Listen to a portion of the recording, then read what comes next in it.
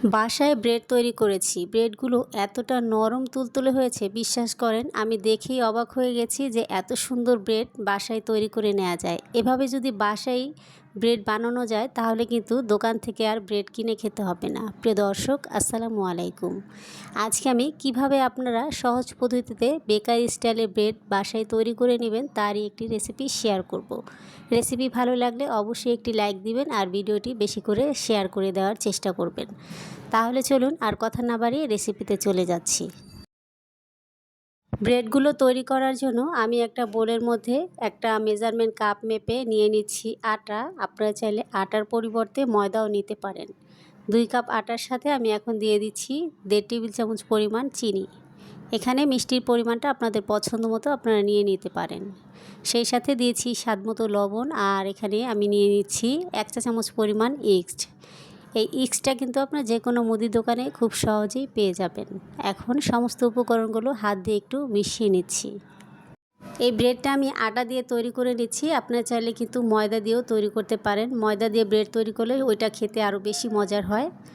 সেই সাথে এখানে আমি দিয়ে দিচ্ছি 1 কাপ পরিমাণ দুধ। দুধটাকে কুসুম গরম করে তারপর এখানে আমি ব্যবহার করেছি। যদি দুধের পরিবর্তে পানি দিতে চান তবে পানিটাও এখানে কুসুম গরম করে তারপর ব্যবহার করবেন। দুধটা দিলে কিন্তু ব্রেডটা খেতে অনেক বেশি মজার হয়। চাইলে কিন্তু এখানে আপনারা 2 টেবিল চামচ পরিমাণ গুঁড়া দুধও ব্যবহার করতে পারবেন। এই যে দেখতে পাচ্ছেন ডোটা আমি এরকম আঠালো করে মেখে নিয়েছি, আর এই ডোটাকে একটু নরম করেই মেখে নিতে হবে। খুব বেশি শক্ত করে এই ডোটা মাখাবেন না, তাহলে কিন্তু রুটিটা কোনোভাবেই সফট হবে না।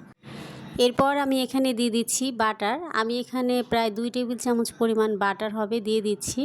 তবে বাটারের পরিবর্তে আপনারা চাইলে কিন্তু এখানে রান্নার সয়াবিন তেলটাও ব্যবহার করতে পারবেন।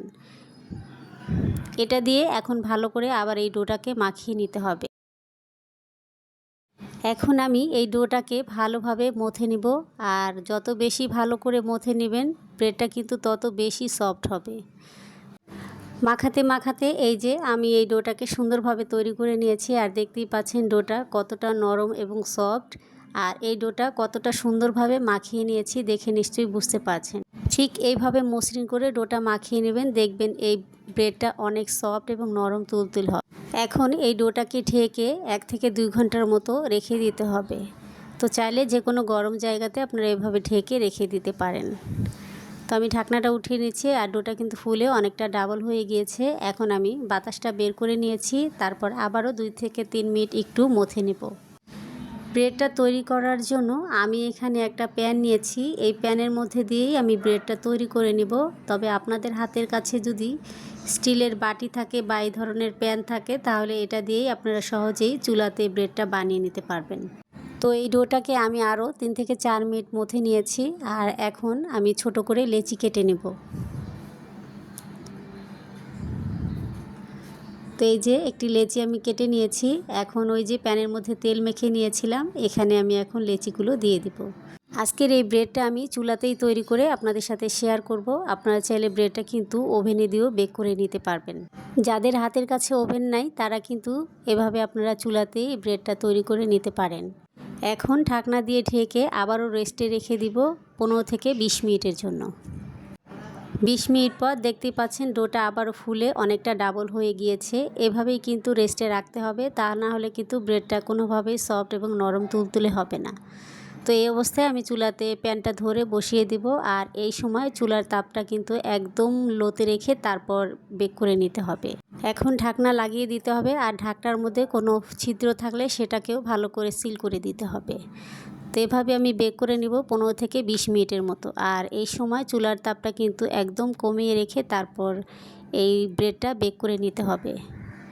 20 মিনিট পর আমি ঢাকনাটা উঠিয়ে নিচ্ছি, আর এই ব্রেডটা কিন্তু একটা সাইড হয়ে গেছে। আমি উল্টে অপর সাইডটাও আবার বেক করে নিব। তো দেখতে পাচ্ছেন উল্টে আমি এই সাইডটা দিয়েছি, মাশাআল্লাহ কত সুন্দর কিন্তু কালার চলে এসেছে। অপর সাইডটাও একইভাবে বেক করে নিব 5 থেকে 7 মিনিটের মতো, এর চেয়ে বেশি আর সময় লাগবে না। আমাদের ব্রেডটা কিন্তু তৈরি হয়ে গেছে। এখন আমি চুলা থেকে নামিয়ে তারপর একটু তেল বা বাটার ব্রাশ করে একটা কাপড় দিয়ে আমি সুন্দরভাবে ঢেকে রেখে দেব। তাহলে কিন্তু সুন্দর সফট এবং নরম তুলতুলে হবে, একদম বেকারির মতো।